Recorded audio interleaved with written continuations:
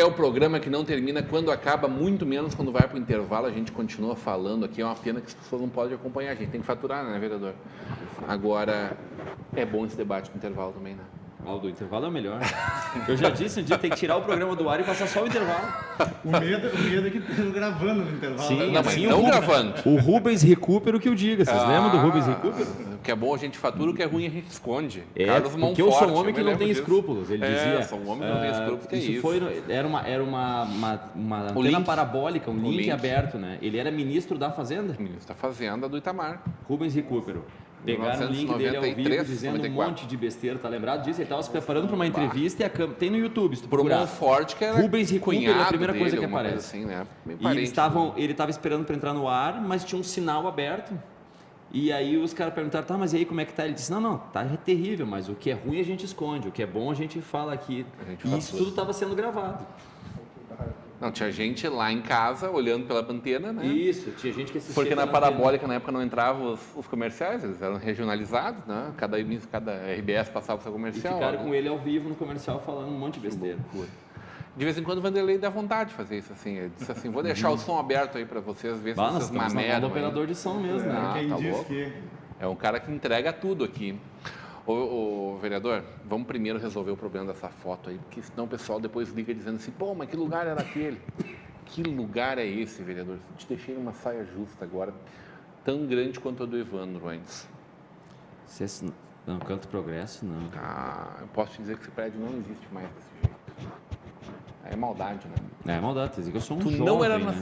nascido na época. Tá, isso aí então é o prédio do governo da Indonésia. Nenhuma chance aí, Marcelo. Nem chute, né? Nada. Evandro.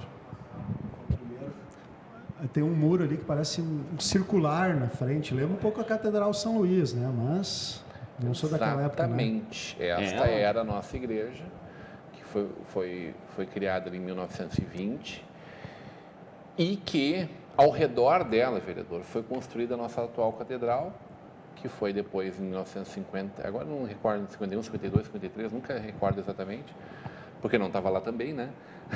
Que ela foi inaugurada. Ao redor dela foi construída a nossa atual Catedral Basílica. Sabe que até hoje eu vou na São Luís e eu olho para o teto e eu penso que engenharia, que arquitetura que eles tinham naquela época para fazer esse vão todo nesse, né?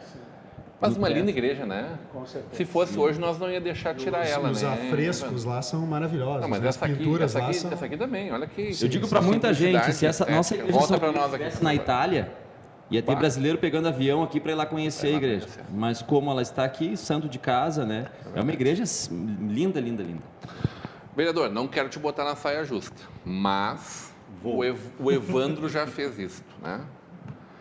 A gente sabe que o teu partido tinha um candidato à prefeitura, não era a prefeita Fátima, mas que existiu um bom diálogo entre o teu mandato, a tua pessoa mesmo com a prefeita e uma relação de vocês anterior a essa eleição. Perfeito. Tu foste muito assediado pelo PSDB para ser tu no lugar dela, inclusive, né? E tu disse não, né? Exato. Tu disse não, tô PP, eu sou PP. Como é que está essa relação com o nosso executivo? A gente viu ali uma constelação, né? Falando de novo nos céus aí, de bons nomes, né? De bons nomes nesse gabinete da nossa prefeita. Esse molho parece que está demorando um pouquinho para engrenar, mas são 30 dias, 40 dias de governo. Perfeito. Né? O que tu está enxergando? Como é que está para o vereador e para o governo a relação entre o governo e o mandato, o gabinete do senhor? Primeiro, quanto às nomeações, realmente nós temos uma lista de nomes de impacto, né? Principalmente dentro dos seus currículos. Se analisarmos ainda mais os currículos do que os perfis, nós teremos um impacto ainda maior, os currículos são muito específicos. A dificuldade que pode se ter é conseguir fazer um grupo extremamente técnico atuar na área política, porque a política tem suas peculiaridades. E um exemplo que eu dou, e não é o caso específico do governo, mas, por exemplo, um secretário extremamente técnico, ele não sabe a hora de ser político e de poupar, por exemplo, o prefeito ou a prefeita e assumir uma responsabilidade. Ele vai explanar como se faz no setor privado. Então, vamos ver como isso vai funcionar. Eu vejo com muito bons olhos.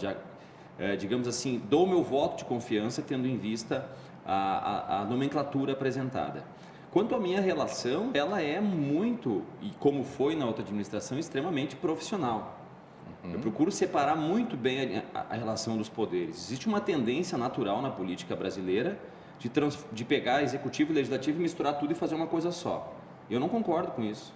Se há algo que é extremamente importante para uma democracia, é a independência de cada um dos poderes, né?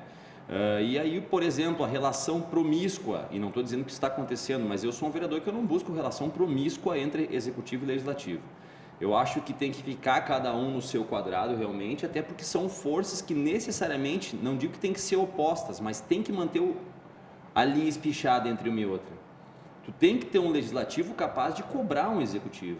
E vice-versa. E não de se vender o executivo. E não de se abraçar, de ser paternalista, não é isso. Também não quer dizer que tem que ser adversário, não Perfeito. é isso. Mas tem que se respeitar as esferas, né? Um exemplo que eu dou é, por exemplo, nós não vemos a intervenção do Poder Judiciário extremamente direta como se vê nos outros. Por exemplo, tu não vê um juiz indicando o filho dele para um cargo de confiança para depois resolver os problemas para facilitar acesso junto à justiça. Não, isso é uma relação que só acontece entre executivo e legislativo, né? E por que ela tem que acontecer? Ela não tem necessidade de acontecer. Então a minha relação ela vai ser muito profissional, né? Eu sou alguém que nunca contei com pessoas dentro de prefeitura, desde que eu sou vereador. Eu nunca contei com pessoas no setor A, no setor B, no setor C que eu pudesse ligar e me quebrar um galho. Nunca tive isso. Até porque eu confio muito nos nossos funcionários de carreira, concursados, que são extremamente capacitados e comprometidos com a cidade. E tu sabe que tem uma vantagem disso. Quem aprende a viver na planície, quem aprende a viver... que não precisa dessas coisas, né? Tu aprende a te virar e tu não precisa mais disso. Então tu consegue atuar num outro espaço. No espaço da relação direta, da relação profissional, da relação de respeito, do funcionalismo que sabe que o vereador não está pedindo para ele, que está pedindo o melhor da cidade, que ele tem consciência disso e vai fazer o melhor da cidade. Então tu não precisa mais de favorzinho, de jeitinho. E até porque eu abomino isso, porque sempre que alguém dá um jeitinho aqui, alguém está se ferrando lá. Para eu dar um jeitinho na tua ficha de atendimento, te passar na frente, alguém está ficando para trás. Então, para eu dar um jeitinho e conseguir uma coisinha para ti que ia para o outro, aquele outro ficou sem. Então, resumindo, eu vou procurar ser coerente, como eu sempre busquei ser, nem sei se consegui em todos os momentos, mas ser coerente em ser um vereador que faz o seu papel, legislar, fiscalizar, e essa relação entre vereador e prefeita, ou poder legislativo e executivo, tem que ser profissional e respeitar o limite entre as duas. Se virar um negócio de compadre e de comadre, aí desandou a maionese e só quem sofre com isso é o povo. Na verdade, a gente quer que a cidade dê certo. Todos nós queremos. Todos. Né? Eu quero andar tranquilo, eu tenho 2 filhos, uma menina de 10 anos e um guri de 3 anos. Eu não quero chegar na minha casa todo dia, tem que chamar a segurança para me acompanhar, para entrar no portão da minha casa às 5 horas da tarde. Eu quero uma cidade melhor, com mais segurança. Eu quero uma cidade melhor, com mais atendimento de saúde, né? A minha avó, na igreja São Luís, teve uma queda, quebrou a perna e minha avó está lá no hospital geral. Quando eu batalho pelo hospital geral, não é para me beneficiar ou para beneficiar um ou outro, é para beneficiar todas as pessoas a ponto de acreditar que o sistema é bom e minha avó está sendo tratada lá. Mas para isso a gente precisa poderes independentes, que o legislativo possa fazer a sua parte e não deva favor para o executivo e vice-versa. Recentemente teve toda uma polêmica envolvendo a Secretaria de Educação, foi a contratação desse show da família Lima. A prefeita voltou atrás, enfim, ajunta isso, ajunta aquilo, mas de fato, o que aconteceu a partir daí foi que tu sugeriu que tu te disponibilizaria, por exemplo, a tocar lá de graça. Exato. Sem cobrar nenhum centavo.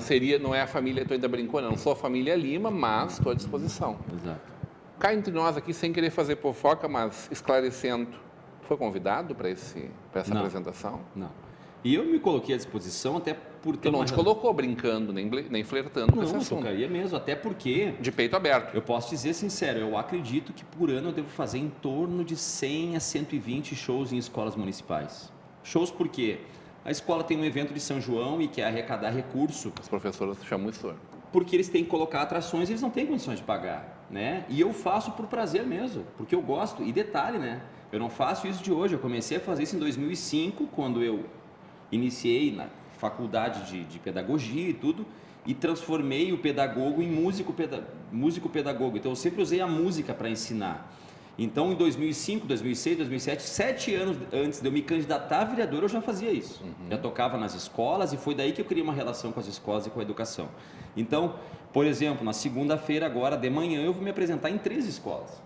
As professoras, as diretoras, 3 diretoras que me procuraram, que elas estão, nós queremos fazer uma recepção para as professoras, nós queremos um café da manhã e nós queríamos uma atração musical, cantar uma música para elas, receber elas, como era a intenção da família Lima. E eu vou lá, vou fazer, e eu tenho orgulho de fazer isso sem cobrar um centavo, por quê? Porque é parte... Nem gasolina, senhor. Não, porque eu acabo incluindo nas minhas andanças, eu vou lá na escola e eu toco e eu já saio de lá sabendo como é que está a questão do refeitório que eles estão aguardando, Perfeito. que não foi feito ainda, acaba se tornando uma visita técnica, né? Então, e é uma coisa que eu gosto de fazer e eu sei a necessidade que as escolas têm de participação dos pais. Se a gente puder disponibilizar uma atração que vai fazer com que os pais saiam de casa para ir lá, vai ter música, vai ter show, vai ter isso, que vai contribuir com a escola, pais atuantes na escola. Hoje, Rodrigo, o que diferencia as escolas do município, todas recebem o mesmo recurso por aluno, para merenda, o salário do professor é o mesmo, a disponibilidade para manutenção é a mesma. O que diferencia hoje as escolas são aquelas que a APMEM participa, que os pais participam ativamente, e aquelas que os pais não participam. Nós temos, por exemplo, escolas que por mês arrecadam, com a participação dos pais, em torno de R$ 3.500 em mensalidade, que os pais fazem de forma espontânea, e tem escolas que arrecadaram no mês de dezembro em mensalidade R$ 17. Porque um pai deu 10 centavos, outro deu 20 centavos. E esse recurso vai fazer a diferença quando a escola vai poder fazer uma manutenção mais rápida, vai poder melhorar um pouco uma sala de aula, comprar um equipamento, uma televisão, porque nem tudo vem da administração, vem do recurso público. Então hoje a diferenciação está nas escolas que os pais participam dos eventos, que os pais contribuem com mensalidade.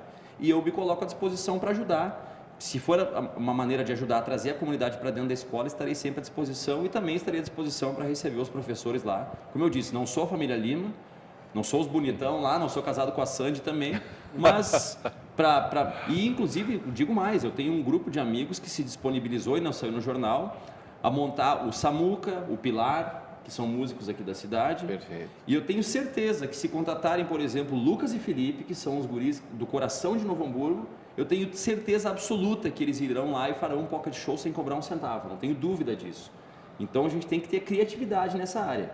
O Cris Pereira pode ir lá e tenho certeza que vai fazer com prazer. A Herta aqui também. A Herta pode ir lá e fazer com prazer. O Délcio Tavares. Existe muita gente capacitada, e aqui, desculpe se eu não citei alguém, que pode ir lá e fazer uma atração. O próprio Forcolém, um grande comediante, muita gente não fazer conhece. Fazer uma atração dos professores. É a hora de ter criatividade. O Fernando Marco a gente não indicaria, né? Os professores não merecem isso no primeiro dia, né? Fernando Marco? Não, né? Não, acho que podia. Né? Tu acha? Na hora de encerrar. Quando tiver todo mundo indo embora já. Não, quando eles precisam, tipo assim, eles têm um evento às 10 que tem que esvaziar. Toca aí, Fernando. Fernando, agora obrigado, te adoro, Fernando. Fernando, ó, beijo pra ti, querido. Fernando queridão. Nossa, a gente fui almoçar muito, sábado na Marcos, ginástica. a gente adora. Não, vamos falar sério. Entre homens aqui, né? De conversa de homem. O cara só faz esse tipo de brincadeira porque tu tem intimidade. Claro que sim. Tu não vai fazer uma brincadeira dessa com quem tu não tem intimidade, com quem tu não Nem gosta. perde Então, tempo, Fernando, né? Nem perdemos tempo. Te adoro, cara. O Fernando estava do teu lado na churrasqueira. Eu liguei para ele e disse assim, tô aqui com o Isura, almoçando com ele na ginástica. Pô, vocês fazem uma festa, não me chamam? Não, ele está na churrasqueira dele e eu estou na minha aqui. O Fernando, no evento do Jornal Canudos, ele fez o pocket show mais pocket que eu já vi. Ele tocou 2 músicas. 2 músicas. Ele foi só pela janta, pode falar a verdade, Fernando. Ó, essa é a brincadeira que vale a pena, hein? Fala, Marcelo. Deixa eu pegar voltar um pouquinho no assunto ali, onde estava referindo ali a relação do Legislativo e Executivo, que eu acho que é o tripé que fecha, né? E aí o exemplo das escolas e da questão da participação dos pais e tal, é o tripé da sociedade, né? Então a gente tem lá o Executivo, o Legislativo e a sociedade, que hoje é uma coisa que a gente tem que quebrar esse paradigma que se arrasta há muito tempo achando que eu tenho que buscar emprego dentro do... Né? Vem aqui, pô, o que tu consegue de emprego para mim? O que o governo vai me dar? Qual é o benefício? O que a escola tem que fazer? É claro e é verdade, não adianta a gente querer ser, entre aspas, hipócrita no nosso país, na nossa situação, sem achar que a gente pode e tem que colaborar. A gente tem que fazer a nossa parte, mesmo que isso não seja de todo responsabilidade nossa.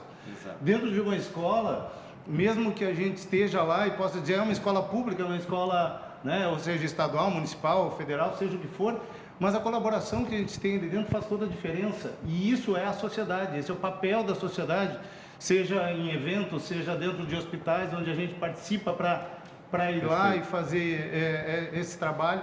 Então, acho que a desmistificação disso, porque quando a gente fala em política, a gente volta, né? Ou estou no executivo, ou estou no legislativo, ou estou no executivo, ou estou no legislativo. Não, a política é feita dos três, ou seja, as três pernas no que a gente fala de visão de um processo, ou seja, do resultado através do meio político. A primeira base é feita através dessa sociedade que escolheu, né, os seus representantes, mas ela tem que ter a responsabilidade de achar e de ter a certeza também que não é só escolher. Eu escolhi e agora eu passo o token adiante, né? Passei o bastão adiante e agora eu não preciso fazer mais nada. Não, a gente tem que ter essa consciência e fazer isso. Dentro do vínculo, né, ou da relação escolar, depois a gente, no intervalo, a gente pode até conversar. A gente está criando, eu te convido até para participar, para conhecer, a gente está criando uma escola de canto lá dentro do Incafé, exatamente para quê? Para levar para instituições, para levar para as escolas, levar para essas instituições, exatamente para trazer um pouco desse tipo de questão. Você já faz um trabalho de retorno social, que é um sábado por mês. Sim. Vocês recebem as pessoas lá para receberem um reiki Solidário, sem nenhum compromisso financeiro, né, Marcelo? Então, acho que isso é a nossa... E para dizer a verdade, esse é o meu empenho, né? O pessoal que me conhece, eu tenho um lado empresário e um lado terapeuta. E aqui eu me exponho muito mais do lado terapeuta do que o lado empresário. Em algumas situações eu até entro mais para esse lado, mas o meu papel é exatamente esse, é trazer essa outra perna, né? Esse outro lado do tripé, essa outra visão que a gente tem que entender. Pessoal, a sociedade não é feio, não é obrigação e não é dizer que o Estado está se corroendo. Nós temos hoje e sempre, daqui para frente, se for o caso, que participar junto. A gente tem que estar na Assembleia sabendo o que está acontecendo, acompanhando, buscando, complementando o que não está feito, o que não pode ser feito através desses meios, né? O lado empresarial tem que entender e participar disso, porque também é um componente. Porque se a sociedade não funciona, todo mundo é penalizado, desde o cidadão, do empresário, o político, todo mundo. Então, acho que esse é o ponto. Eu concordo 100% contigo neste exemplo, totalmente feliz de falar sobre os educadores, que para mim, né, e isso é a base da Inicia sociedade, tudo, né? ali na educação, né? E tu sabe que o principal, o que eu sinto hoje, e posso falar realmente por experiência, a grande dificuldade que se tem hoje é as pessoas compreenderem a função dos poderes. Eu sou procurado como vereador e... Tu está desenhando uma cartilha e tu não quer mostrar para nós, né? Exato, Tu não vou quer vou mostrar, né? É uma cartilha que eu apresentei para a Escola do Legislativo ontem, e que eu estou andando com ela porque ela é filha única.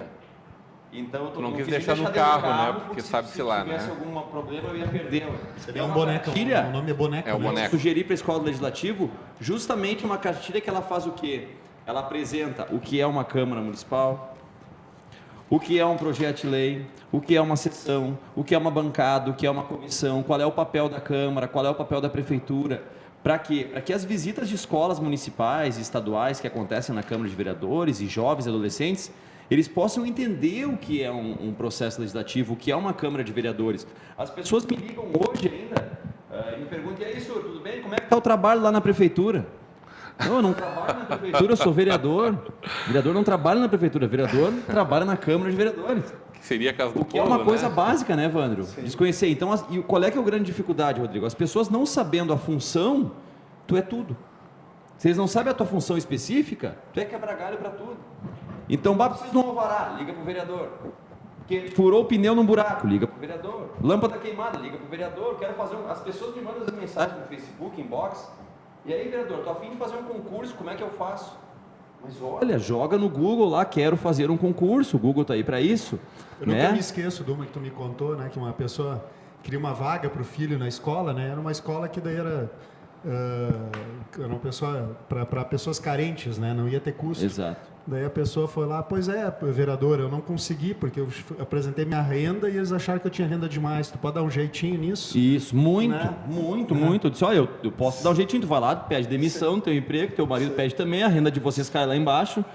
Não, tu quer ganhar bem e quer passar por pobre, daí não dá. Professor, mas então, isso realmente, é muita tem dificuldade. malandragem, como vocês acabaram de falar agora, mas isso tem muito da falta de acesso às coisas mais básicas. Né? Exato. A gente está muito longe de uma sociedade que tem, inclusive, uma educação igualitária, né?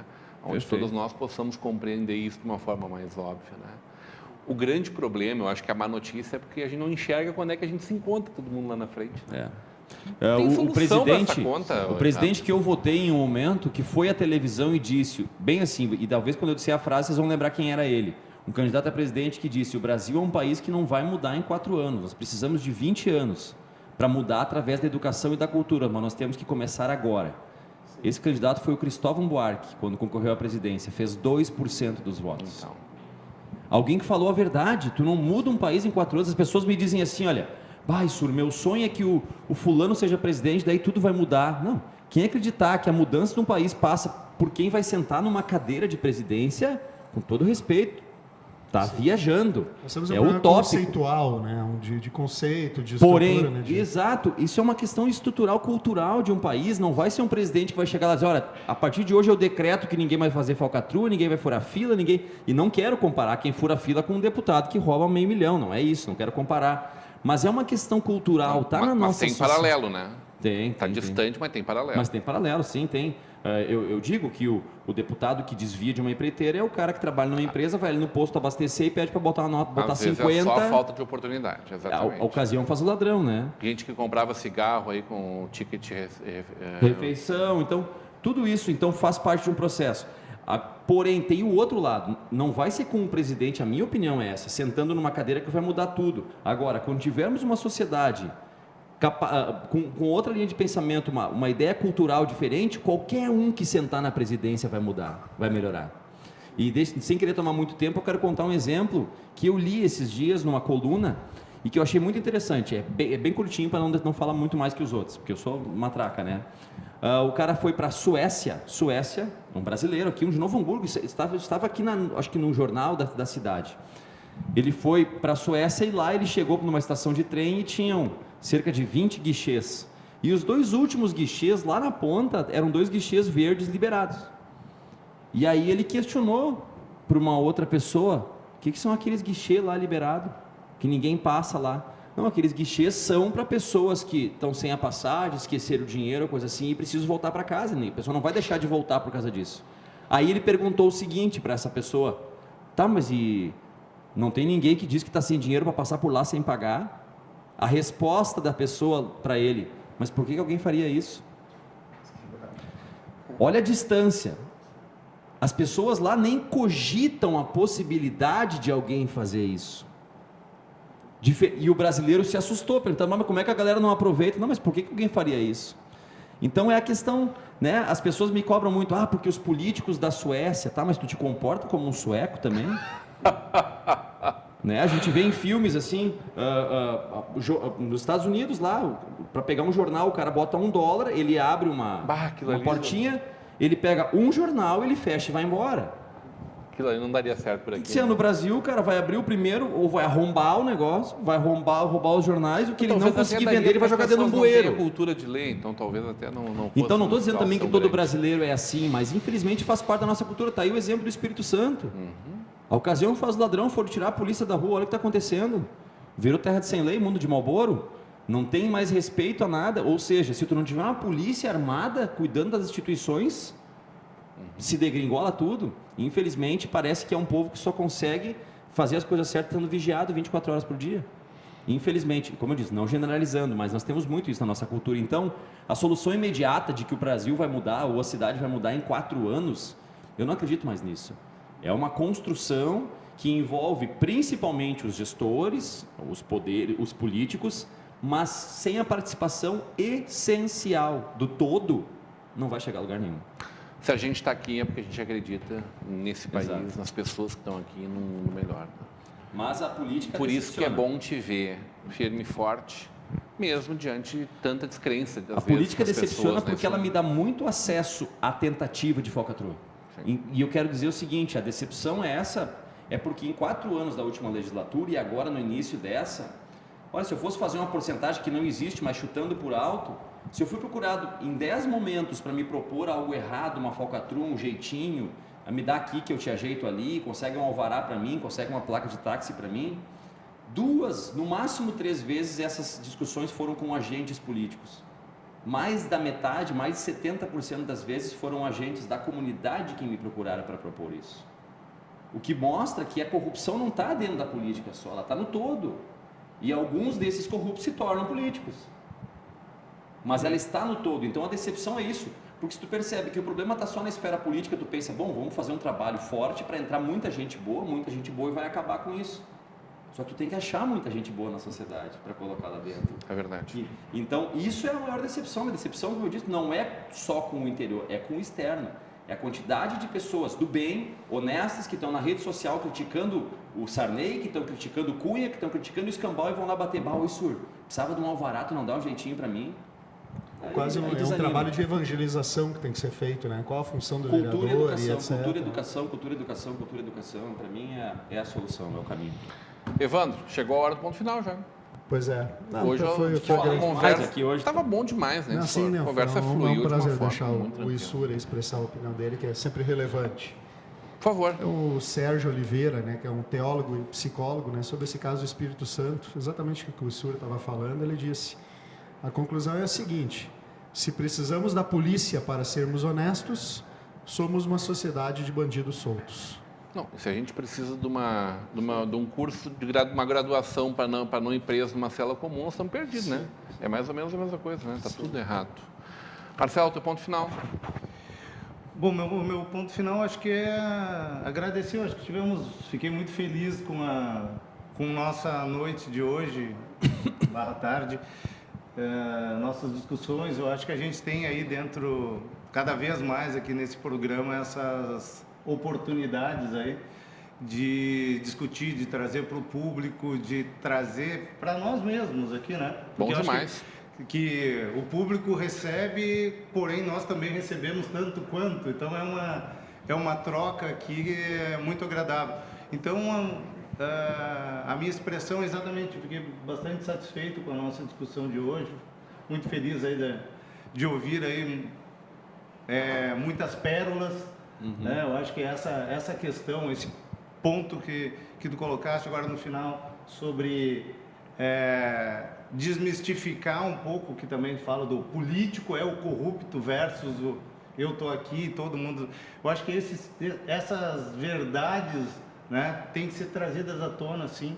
Né? E isso me agradou muito na noite de hoje. Tu acha que a gente devia convidar mais vezes o rapaz aqui? Eu acho que tem bom potencial.